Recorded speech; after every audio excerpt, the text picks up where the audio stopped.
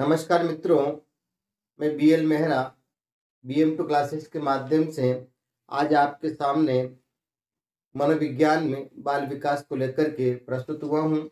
बाल विकास आपका एक बहुत महत्वपूर्ण विषय है। आगामी शिक्षक भर्ती रेट के लिए ये 30 अंकों का आपके लिए एक बहुत महत्वपूर्ण मदद करने वाला विषय है। मैं चाहता हूँ कि BM2 क्लासेस के माध्यम से ये 30 अंक जो है आपके लिए आसान हो जाए। आप निश्चित रूप से हमारे चैनल के माध्यम से मनोविज्ञान का ज्ञान प्राप्त कीजिए और खुद के अंदर मनोविज्ञान को लेकर के, बाल विकास को लेकर के विश्वास पैदा कीजिए। तो हम शुरू करते हैं बाल विकास। देखिए मित्रों, आज का हमारा विषय है मनोविज्ञान में ये मनोविज्ञान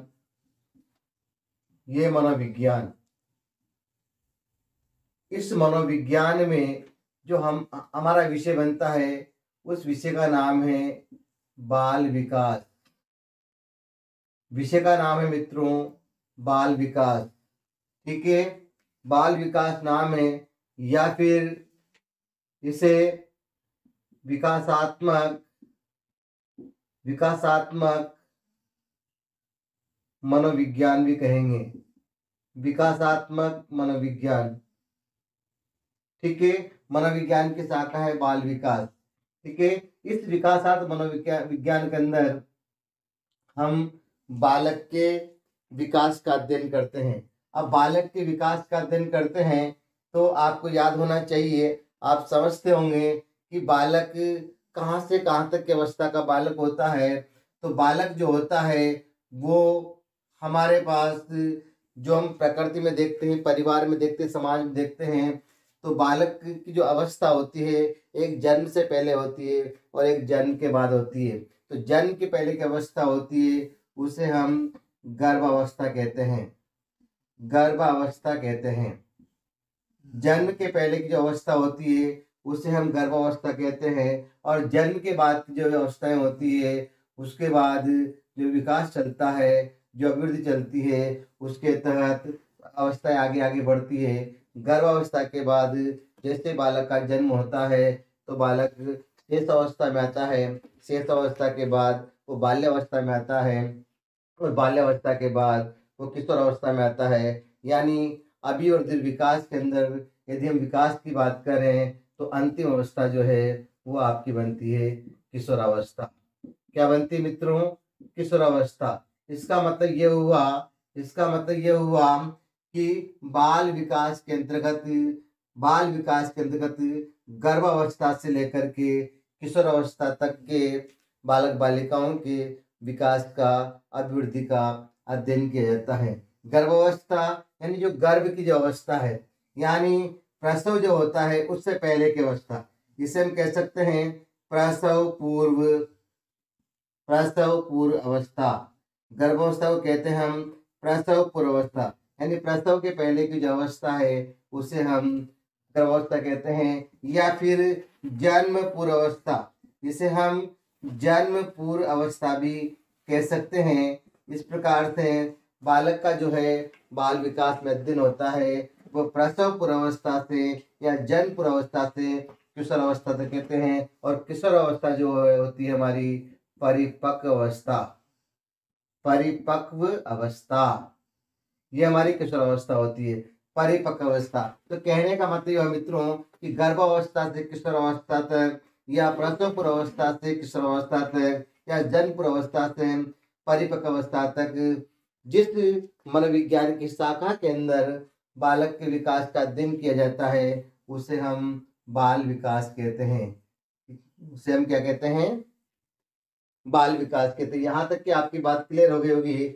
अब हम बात करते हैं इस बाल विकास का जो है ये आया कहाँ से, इसका जन्म कैसे हुआ, इसका विकास क्रम क्या है। तो थोड़ा सा हम लोग इसके विकास क्रम पर प्रकाश डाल लेते हैं, इसके इतिहास पर प्रकाश डाल लेते हैं कि आखिर बाल विकास आया कहाँ से। तो देखिए, बाल विकास की बात करते हैं तो बाल विकास में मित्रों, ये बाल विकास जो है इसका स्टार्टिंग जो है 18वीं शताब्दी माना जाता है। बाल विकास का जो स्टार्टिंग है वो 18वीं शताब्दी माना जाता है। तो इतिहास क्रम की बात करें, इतिहास क्रम की बात करें, बाल विकास के इतिहास की बात करें तो प्रथमतया 18वीं शताब्दी, 18वीं शताब्दी से बाल विकास का आरंभ माना जाता है। 18वीं शताब्दी में क्या क्या हुआ है इसकी बात हम करेंगे। इसके बाद बात करते हैं 19वीं शताब्दी की। 19वीं शताब्दी की बात करते हैं। 19वीं शताब्दी में बाल विकास में क्या क्या परिवर्तन हुए, बाल विकास के लिए क्या क्या बातें कही गई है। और फिर बात करते हैं हम 20वीं शताब्दी, विकास की 20वीं शताब्दी, विकास की 20वीं शताब्दी। ये तीन चीजें हो गई है, 18वीं शताब्दी, 19वीं शताब्दी और 20वीं शताब्दी। ठीक है। और आपको बता दूं मैं कि जो बाल विकास है, ये बाल विकास, इस बाल विकास पर सबसे पहले चर्चा करने वाले या इस बाल विकास पर जो है इसको परिभाषित करने वाले जो मनोवैज्ञानिक थे, उन मनोवैज्ञानिक का नाम मैं आपको बोल देता हूँ। उसका नाम है बर्क। बर्क बर्क ऐसे मनोवैज्ञानिक ने जिसने सबसे पहले बाल विकास को परिभाषित किया। बाल विकास को परिभाषित करने वाले प्रथम मनोवैज्ञानिक, उनका नाम है बर्क। इन्होंने कहा है कि जो है बाल विकास, वो बाल विकास मनोविज्ञान की वह शाखा है जिसमें गर्भावस्था से या जन्म पूर्वावस्था से लेकर के परिपक्व अवस्था तक बालक के विकास का अध्ययन किया जाता है। यानी मैंने जो आपको बताया कि जन्म पूर्व अवस्था से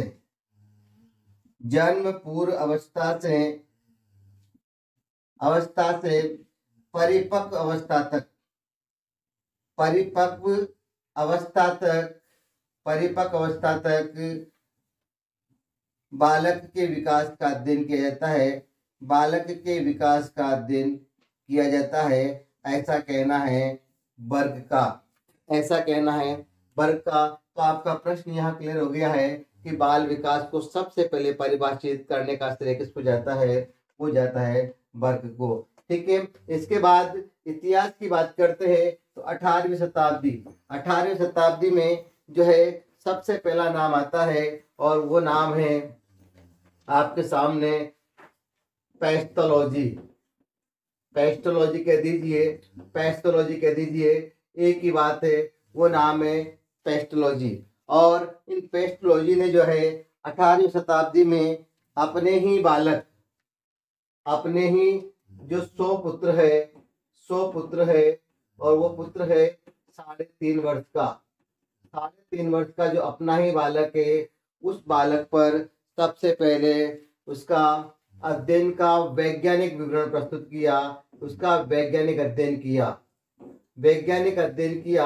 वैज्ञानिक विवरण प्रस्तुत किया पेस्टोलॉजी ने। ठीक है। और एक पुस्तक की रचना की और उस पुस्तक का नाम है मित्रों बेबी बायोग्राफी। बेबी बायोग्राफी, ये जो पुस्तक है, ये जो किताब है, ये किताब जो है पेस्टोलॉजी की है।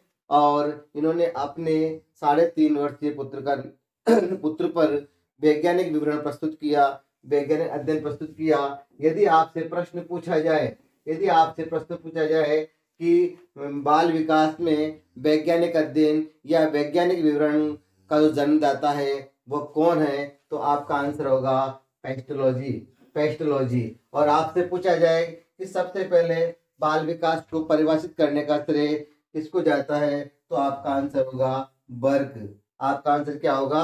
बर्क। ठीक है। अब हम और आगे बढ़ते हैं, 19वीं शताब्दी की बात करते हैं।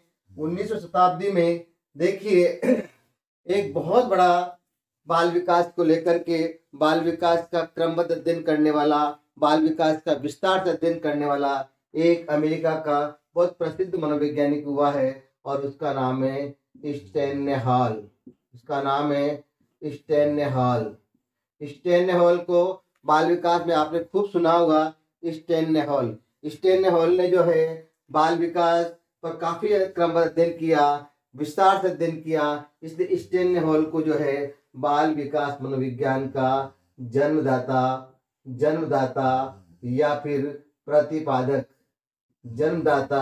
या फिर प्रतिपादक या फिर जनक कहा जाता है। ठीक है, तो आपका प्रश्न तीसरा प्रश्न जो है वो क्लियर हो गया होगा कि बाल विकास जो मनोविज्ञान है, जो मनोविज्ञान की एक ब्रांच है, एक शाखा है, उस शाखा का जन्मदाता कौन है? वो स्टेनहॉल है, और ये स्टेनहॉल अमेरिका का है, अमेरिका का प्रसिद्ध मनोवैज्ञानिक है। इसके बाद मित्रों मैं आपसे बात करता हूँ 20वीं शताब्दी की। 20वीं शताब्दी में आप आ जाइए, वर्तमान शताब्दी में आप आ जाइए। तो वर्तमान शताब्दी में एक प्रसिद्ध मनोवैज्ञानिक हुए हैं, उनका नाम है क्रो एंड क्रो। उनका नाम क्या है? Crow and crow. ये प्रसिद्ध मनोवैज्ञानिक है। ठीक है, क्रो एंड क्रो, इनका पूरा नाम है लिस्टन करो एंड एलिस करो। लिस्टन करो एंड एलिस करो, ये आपका पूरा नाम है, क्रो एंड क्रो। इन्होंने कहा है कि 20वीं शताब्दी यानी वर्तमान शताब्दी, 20वीं शताब्दी यानी वर्तमान शताब्दी बालक की शताब्दी है। वर्तमान शताब्दी बालक की शताब्दी है। ये बात किसने कही है? ये बात कही है क्रो एंड क्रो ने। वर्तमान शताब्दी बालक की शताब्दी है, ऐसा कहने वाला मनोवैज्ञानिक है क्रो एंड क्रो। तो इस प्रकार से ये आपका बाल विकास का जो है इतिहास है। और मित्रों इस बाल विकास के इतिहास में कई सारे मनोवैज्ञानिकों ने कई सारे तथ्य प्रस्तुत किए हैं, और उन तथ्यों के बारे में भी मैं आपको बताना चाहता हूं। देखिए तथ्य क्या क्या है विकास क्रम में, यहाँ से यहाँ तक आप नोट कर लीजिएगा। इसके बाद बता रहा हूँ तथ्य क्या है विकास क्रम में, बाल विकास के क्रम में तथ्य है। तो आपने कई सारे नाम सुने होंगे। एक नाम आपने जॉन लॉक का सुना होगा। जॉन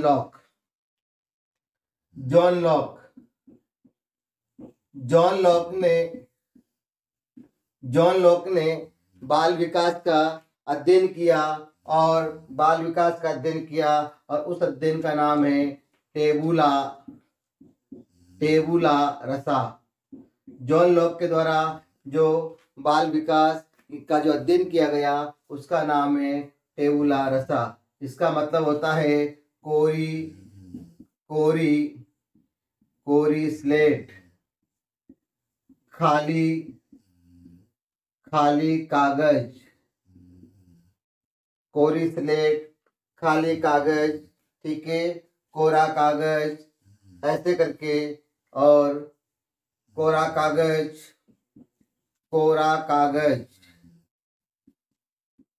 या मोम, इस प्रकार से टेबुलर रसा। यानी इसका कहने का मतलब है कि बालक जो है, इसके अध्ययन के अंदर जो है, इसका कहने का मतलब है कि बालक जो है कोरी स्लेट की तरह होता है, खाली कागज की तरह होता है, और विकास क्रम में जब धीरे धीरे आगे बढ़ता है तो वो धीरे धीरे विभिन्न प्रकार के विकास करता रहता है। और विकास करने का मतलब है बालक पूर्ण होता जाता है, बालक बढ़ता जाता है। यानी जैसे खाली स्लेट होती है, कोरी स्लेट होती है, और उस पर जब कुछ लिखा जाता है वो भर जाती है। ठीक उसी प्रकार से बालक भी विकास के क्रम में आगे बढ़ते बढ़ते बढ़ता हुआ चला जाता है, ऐसा जॉन लॉक का कहना था। ठीक है, तो ये यहाँ से यहाँ तक का जो विकास क्रम था उसकी बात मैंने आपके सामने रखी। इसके बाद कुछ और बातें बता दूं। स्टैनली हॉल ने बाल विकास में जो भी काम किए हैं, बाल विकास को लेकर जो काम किए हैं, वो काम है 19वीं शताब्दी में। इन्होंने 19वीं शताब्दी में अमेरिका में 19वीं शताब्दी में अमेरिका में बाल अध्ययन आंदोलन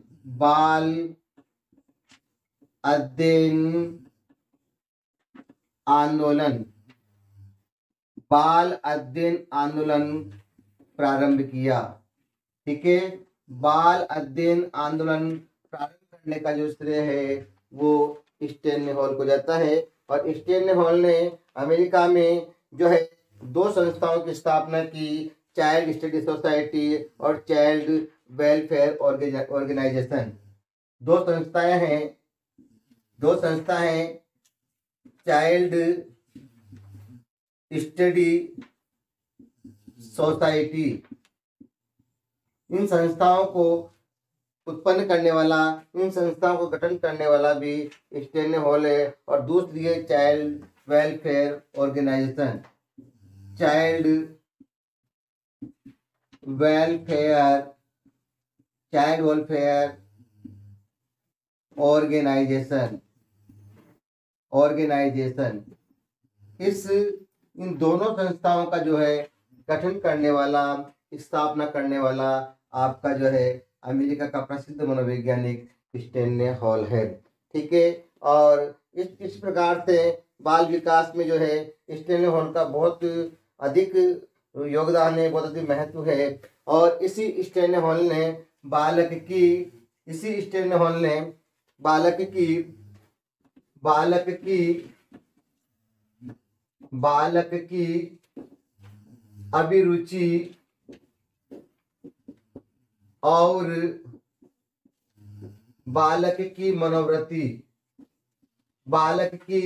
अभिरुचि और बालक की मनोवृत्ति का मापन करने के लिए, मनोवृत्ति का ज्ञान प्राप्त करने के लिए इसी स्टैनली हॉल ने बालकों पर शब्द पे ध्यान देंगे आप, बालकों पर सबसे पहले प्रश्नावली का निर्माण किया। तो प्रश्नावली का निर्माण करने वाला जो मनोवैज्ञानिक है वो भी स्टैनली हॉल है। स्टैनली हॉल ने बालकों की मनोवृत्ति को जानने के लिए सर्वप्रथम प्रश्नावली का निर्माण किया। लेकिन आपको मैं बता देता हूँ, जहाँ पर प्रश्नावली शब्द आता है मनोविज्ञान में और शिक्षा शास्त्र में इस प्रकार के शब्दों का 2-3 जगह प्रयोग होता है, प्रश्नावली और प्रश्नोत्तर। तो प्रश्नावली 2 जगह होती है। एक प्रश्नावली बालकों पर तैयार करने वाला वो आपका स्टैनली हॉल है, और एक प्रश्नावली जो तैयार की थी और उस मनोविज्ञानी का नाम है वुडवर्थ। तो यदि आपके सामने प्रश्न आता है कि प्रश्नावली एक विधि के रूप में, एक मेथड के रूप में, एक टेक्निक के रूप में पूछा जाए, तो प्रश्नावली विधि का जो प्रतिपादक है उसका नाम वुडवर्थ है। और बालकों की मनोवृत्ति को जानने के लिए सबसे पहले प्रश्नावली का जो निर्माण किया है स्टैनली हॉल ने। और एक और प्रश्न आता है प्रश्नोत्तर विधि। तो प्रश्नोत्तर की विधि की बात आती है तो आपका जवाब होगा सुकरात। प्रश्नोत्तर विधि का जो है जन्मदाता है वो सुकरात है। ठीक है मित्रों, यहाँ से यहाँ तक की आपकी बात हो गई है। ठीक है, अब हम बात करते हैं कि इस बाल विकास में आखिर अध्ययन किसका किया जाता है। तो बाल विकास में अध्ययन जो है बालक के विकास का किया जाता है, अब बालक के विकास का अध्ययन किया जाता है तो विकास से ठीक पहले बालक की जो है वृद्धि होती है, उसकी अभिवृद्धि होती है, बालक की वृद्धि होती है, अभिवृद्धि होती है। उसके बाद कहीं आगे जाकर के सेकंड थर्ड पायदान पे या आगे के पायदान पे जाकर के बालक का विकास होता है। तो आपके सामने ये 2 शब्द हैं, वृद्धि या अभिवृद्धि, और एक शब्द है विकास। इनका जो है क्या मीनिंग है, ये आपके सामने एक प्रश्न खड़ा हो गया है। तो देखिए, वृद्धि का मतलब है इंक्रीज होना, ग्रोथ होना। यानी किस प्रकार से, यानी ये है कि जैसे ये लाइन है और ये लाइन ऐसे बढ़ रही है, इसका मतलब इस लाइन में वृद्धि हो रही है। और ये जो लाइन है, इस लाइन में ऐसे गहरापन आ रहा है, ये लाइन स्थायी हो रही है, तो फिर ये विकास है।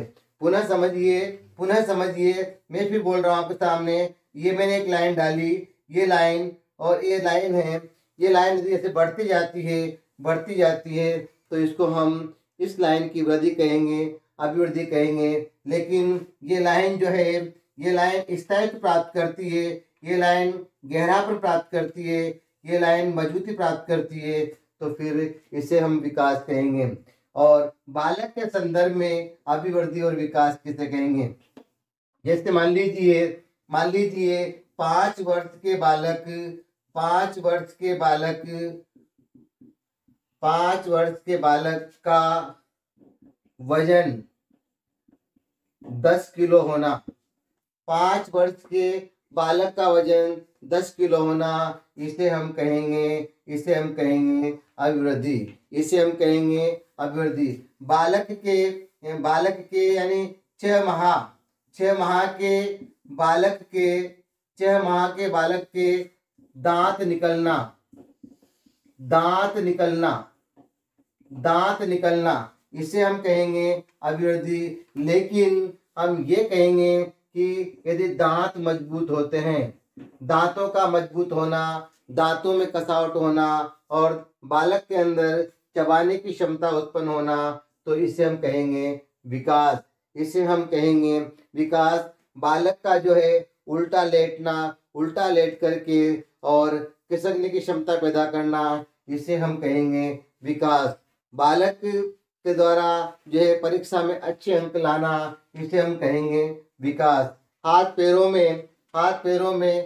पैरों की मात्रा में, शरीर के वजन में जो है बढ़ोतरी होना, इसे हम कहेंगे वृद्धि, इसे हम कहेंगे वृद्धि। और शरीर में कार्य करने की क्षमता का विकसित होना, इसे हम कहेंगे विकास, इसे हम कहेंगे विकास। तो ये था मित्रों अभिवृद्धि और विकास। अब हम बात करते हैं अभिवृद्धि विकास को हम बहुत ही विस्तार से समझने का प्रयास करेंगे, क्योंकि कई प्रकार के जो प्रश्न हैं इनसे पूछे जाते हैं, एग्जाम में पूछे जाते हैं। तो वो प्रश्न जो है मैं आपको बता देता हूँ, इसको हम एक टेबल के माध्यम से समझेंगे तो ज़्यादा अच्छा होगा। अभिवृद्धि और यहाँ मैं आपके सामने लिख देता हूँ विकास। अभिवृद्धि, ये तो है अभिवृद्धि, इसे आप वृद्धि भी कह सकते हैं, इसे आप वृद्धि भी कह सकते हैं, ग्रोथ कह सकते हैं। और ये आपका विकास, इट मीन्स डेवलपमेंट। विकास इट मीन्स बालक का डेवलपमेंट, वृद्धि इट मीन्स बालक का ग्रोथ। अब देखिए, ये जो मानव का जो शरीर है, ये जो ह्यूमन बॉडी है, मानव का जो शरीर है, इस शरीर से हम बात शुरू करते हैं। अभी आपको बहुत आराम से समझ में आएगा कि क्या होता है अभिवृद्धि और किसे कहते हैं विकास। तो ये ह्यूमन बॉडी है, इस ह्यूमन बॉडी की बात करते हैं। ये है मानव शरीर, ये है मानव शरीर। अब देखिए, ये मानव शरीर है, इस मानव शरीर में जो है, इस मानव शरीर में जो है, इसके जो हाथ पैर हैं और इसमें जितनी प्रकार की जो मांसपेशियां हैं और भी कई प्रकार के जो है बाह्य स्वरूप, बाह्य आवरण है, उसमें जो विस्तार हो रहा है, आकार प्रकार में जो परिवर्तन हो रहा है, जो आपको दिख रहा है प्रत्यक्ष, जिसको आप छू रहे हो, देख पा रहे हो, ये सारी चीजें जिसकी आप गणना कर सकते हो, जिसकी आप मात्रा का ज्ञान प्राप्त कर सकते हो, जिसे आप प्रत्यक्ष देख सकते हो, तो ये सारी चीजें जो है आपकी सारी चीजें जो है अभिवृद्धि कहलाएगी। यानी मानव शरीर का, जब मानव शरीर में जो है मात्रा या संख्यात्मक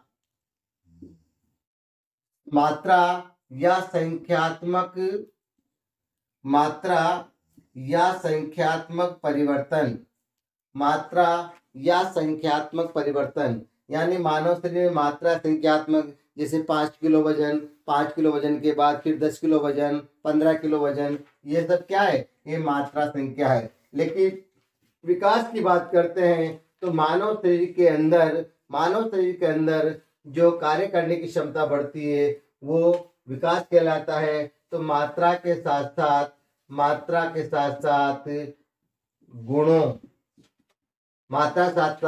गुणों का विकास होना, इसे हम कहेंगे विकास। इसके बाद बात करते हैं इसके बाद बात करते हैं अभिवृद्धि में मित्रों केवल केवल और केवल शारीरिक पक्ष को देखा जाता है। केवल शारीरिक पक्ष को देखा जाता है।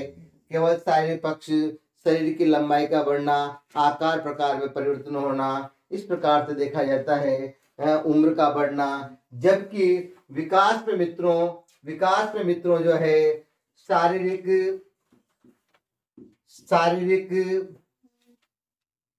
के साथ साथ मानसिक और मानसिक के साथ साथ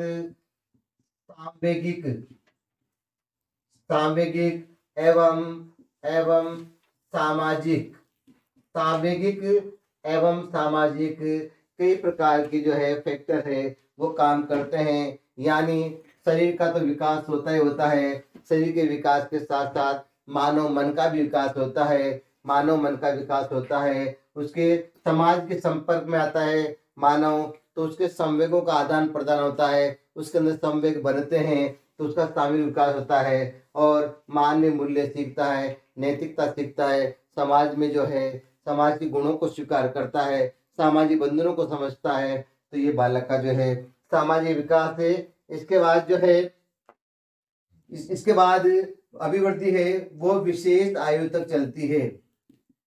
विशेष, आप इसे नोट करते जाइए, विशेष आयु तक चलती है अभिवृद्धि। ठीक है, मैंने आपको बताया कि बालक या शिशु जब गर्भ में आता है तो गर्भ में भी उसकी वृद्धि होती है।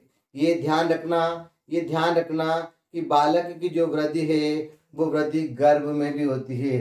ठीक है, प्रसव पूर्व अवस्था में जो माँ के गर्भ में बालक होता है वहाँ भी उसकी वृद्धि होती है और वहाँ से लेकर के विशेष आयु का सीधा अर्थ है मित्रों किशोरावस्था या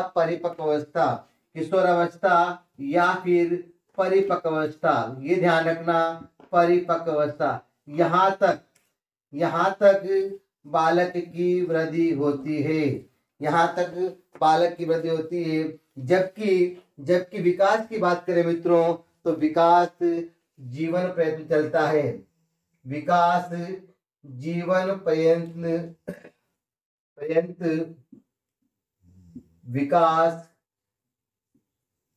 पर्यंत बिल्कुल चलता है।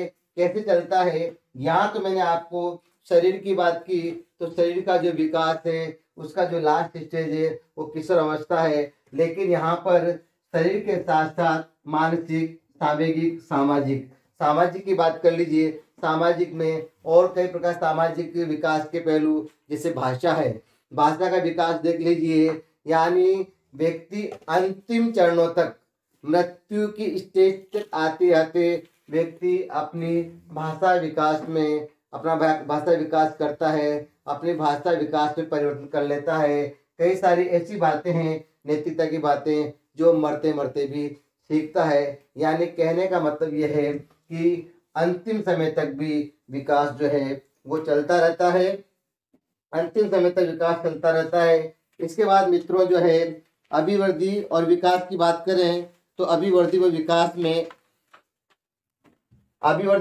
में जो है और भी कई सारी बातें हैं। जैसे मान लीजिए मैं आपको बार बार कह रहा हूँ कि अभिवृद्धि सीमित होती है। तो अभिवृद्धि जो है बातें बहुत सारी है, मैं आपको डिटेल लिखा देता हूँ ताकि प्रश्न किसी प्रकार से बनकर आए तो आपको आंसर देने में असुविधा न हो। अभिवृद्धि विकास का एक हिस्सा है, विकास का एक हिस्सा है। क्योंकि एक हिस्सा इसलिए है कि अभिवृद्धि का सीधा संबंध शरीर से होता है। अभिवृद्धि का सीधा संबंध मित्रों शरीर से होता है, इसलिए एक हिस्सा है। और ये सारी बातें मैंने आपको की थी पहले, शारीरिक, मानसिक, सामाजिक, ये सारी बातें जो है ये चहुमुखी विकास की ओर ले जाती है। तो ये एक हिस्सा है और ये पूर्ण या चहुमुखी, तो विकास जो है चहुमुखी होता है। विकास मित्रों चहुमुखी होता है, विकास जो है वह चहुमुखी होता है। ठीक है, इसके बाद मैं यहाँ से मिटा देता हूँ और कुछ पॉइंट यहाँ लिख देता हूँ। देखिए, अभिवृद्धि और विकास को और कैसे समझेंगे हम, अभिवृद्धि और विकास को हम और कैसे समझेंगे। तो बातें तो हो चुकी, फिर भी बोल देता हूं। अभिवृद्धि को अभिवृद्धि को नापा व तोला जा सकता है, नापा व तोला जा सकता है, नापा व तोला जा सकता है अभिवृद्धि को। ठीक है, आपने मापन मूल्यांकन पढ़ा होगा, मैं आपको बता देता हूं।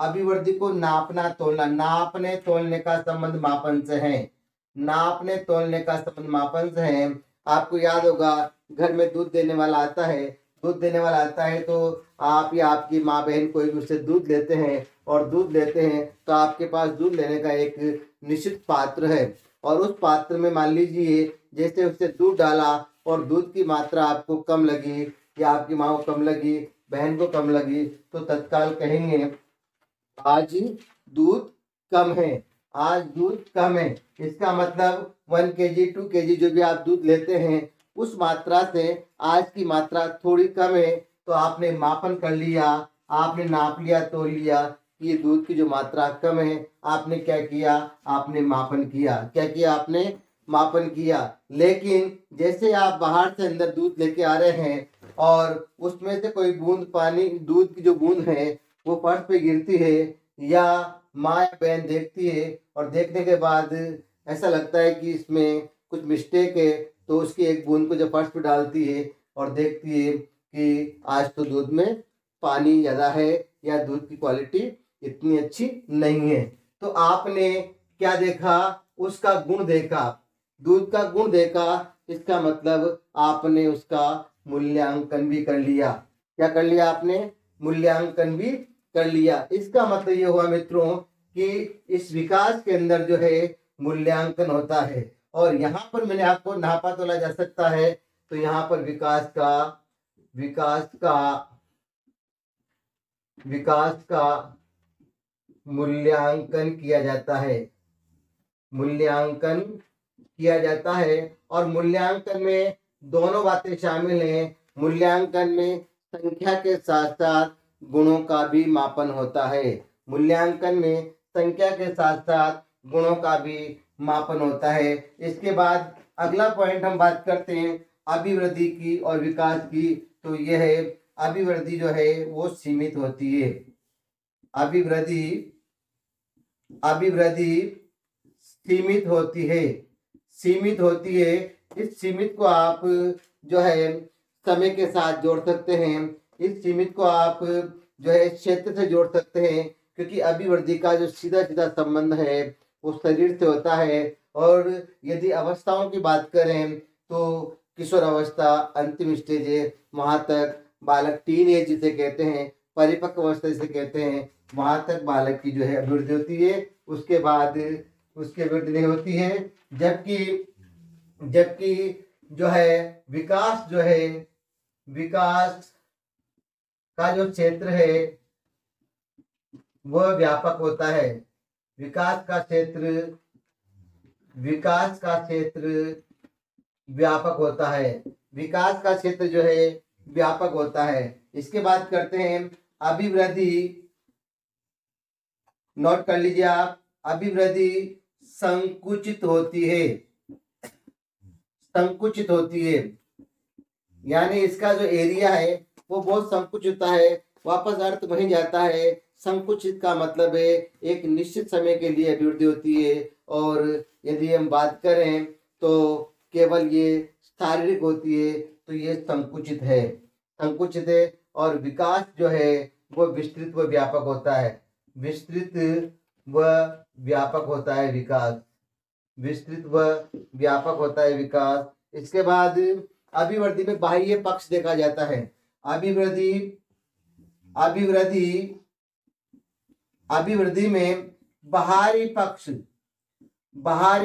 देखा जाता है। बाहरी पक्ष का मतलब जैसा कि मैं आपको पढ़ा रहा हूँ, मैं आपको दिख रहा हूँ, ये मेरा बाह्य स्वरूप है, ये मेरा बाह्य स्वरूप है। आप मेरा हाथ देख रहे हैं, आप मेरा चेहरा देख रहे हैं, आप मेरी बॉडी देख रहे हैं, तो ये मेरा बाह्य पक्ष है। और इसमें जो ग्रोथ हुआ है, पहले आकार प्रकार आज की अपेक्षा छोटा था और आज बड़ा हो गया है, तो ये बाह्य पक्ष है। जबकि इस विकास में हम आंतरिक पक्ष को देखते हैं, आंतरिक पक्ष को देखते हैं। आंतरिक पक्ष में यह है मान बालक का मस्तिष्क का विकास है, मानसिक विकास है, विचारों का विकास है, तर्क का विकास है, चिंतन का विकास है, ये सारा हम देखते हैं। इसके बाद नेक्स्ट अभिवृद्धि मूर्त होती है। अभिवृद्धि मूर्त होती है तो विकास अमूर्त होता है। विकास क्या होता है? अमूर्त होता है। मूर्त अमूर्त का मतलब सीधा सा है। मूर्त का मतलब है मूर्ति। मूर्त का मतलब क्या है? मूर्ति। मूर्ति मंदिर में जो मूर्ति होती है वो आपको दिखाई देती है और उसे आप कहते हो कि ये फला की मूर्ति है, यानी उसके आप दर्शन करते हो, उसका प्रत्यक्ष संबंध होता है, आप उसे प्रत्यक्ष देखते हो, मूर्त होता है। जबकि विकास जो है वो अमूर्त होता है। विकास अमूर्त होता है, विकास दिखता नहीं है, विकास को अनुभव किया जाता है, विकास को अनुभव किया जाता है। और नेक्स्ट पॉइंट है अभिवृद्धि का जो संबंध है। अभिवृद्धि का जो संबंध है, अभिवृद्धि का संबंध अचेतन से होता है। अचेतन से अभिवृद्धि का संबंध अचेतन से होता है। आप नोट कर लीजिएगा, हमारे मानव जो है मन की जो अवस्था है, चेतन मन, अचेतन मन, अचेतन मन, तो अचेतन मन जो हमारा है, अचेतन अवस्था हमारे मन की होती है, उसका जो संबंध है वो अभिवृद्धि से होता है। जबकि विकास का संबंध है वो चेतन अवस्था से होता है। विकास का संबंध मित्रों कैसे होता है? विकास का संबंध वो चेतन अवस्था से होता है। इसके बाद करते हैं अभिवृद्धि। अभिवृद्धि हालांकि हम पहले बात कर चुके हैं, फिर बात कर लेते हैं। अभिवृद्धि भौतिक होती है। भौतिक, सारी बातें वहीं से निकल रही है। अभिवृद्धि क्या होती है? भौतिक होती है। भौतिक फिजिकल होती है, ये फिजिकल, ये फिजिकल, हाथों का, पैरों का, पेट का, गर्दन का, सिर का, हेड का, मस्तक का, ठीक है। इन सभी का जो है, जो आकार में जो परिवर्तन होता है, आकार प्रकार में परिवर्तन होता है, इसके इसके इसी प्रकार से ऊंचाई में, नाप में, तौल में, भार में, ये सारा भौतिक है, ये सब कुछ भौतिक है, ठीक है। और विकास वो मनोवैज्ञानिक होता है। विकास हमेशा मनोवैज्ञानिक होता है, क्योंकि बालक का जो मानसिक विकास है, बालक का जो मानसिक विकास है, बालक का सांवेगिक विकास है, वो मनोवैज्ञानिक है। ये इस प्रकार से यहाँ से यहाँ तक मित्रों हमने पढ़ाई की है बाल विकास में, कि बाल विकास होता क्या है। तो मैं आपको समरी बता देता हूँ। बाल विकास में, बाल विकास को परिभाषित करने का जो श्रेय है वो बर्क का है। इसके बाद बाल विकास पे सबसे पहले वैज्ञानिक विवरण प्रस्तुत किया वो पेस्टोलॉजी ने किया है, अपने पुत्र अल्बर्ट पैद्य ने किया है, 3.5 साल का पुत्र है, और उस पे एक पुस्तक लिखी, बेबी बायोग्राफी। इसके बाद बाल विकास का क्रमबद्ध और विस्तार से अध्ययन करने का जो काम किया वो जो है अमेरिका के प्रसिद्ध मनोवैज्ञानिक स्टैनले हॉल ने किया है, और उन्हें जो है स्टैनले हॉल को बाल विकास का जनक प्रतिपादक कहते हैं। और ये बेबी बायोग्राफी लिखने वाले जो पेस्टोलॉजी है, इन्हें वैज्ञानिक विवरण प्रस्तुत करने का श्रेय दिया जाता है। तो वैज्ञानिक विवरण का जो प्रतिपादन करने वाले मनोवैज्ञानिक है वो पेस्टोलॉजी है। इस प्रकार से बात कर रहे हैं, और धीरे धीरे धीरे धीरे ये बाल विकास क्रम में आगे बढ़ता गया, और इस प्रकार से हमारे सामने जो है एक विस्तार विषय के रूप में आ गया, जिसमें हमने बालक के जन्म पूर्व से या गर्भावस्था से बालक के जो है अंतिम विकास की अवस्था है, किशोर अवस्था, वहाँ तक अध्ययन किया। और ये मैंने दोनों प्रकार के जो है अध्ययन है, अंतर है, उसको आपके सामने प्रस्तुत किया। मैं समझता हूँ आपको ये बातें बहुत अच्छे से समझ में आ गई होगी, और इनसे संबंधित बहुत सारे जो प्रश्न हैं एग्जाम में आते हैं, अगले वीडियो में लेकर के मैं आपके सामने प्रस्तुत होऊंगा, ठीक है। और आप इस वीडियो को अंत तक देखें और इससे लाभ प्राप्त करें। वीडियो को लाइक करें, वीडियो को सब्सक्राइब करें। धन्यवाद। जय हिंद, जय भारत।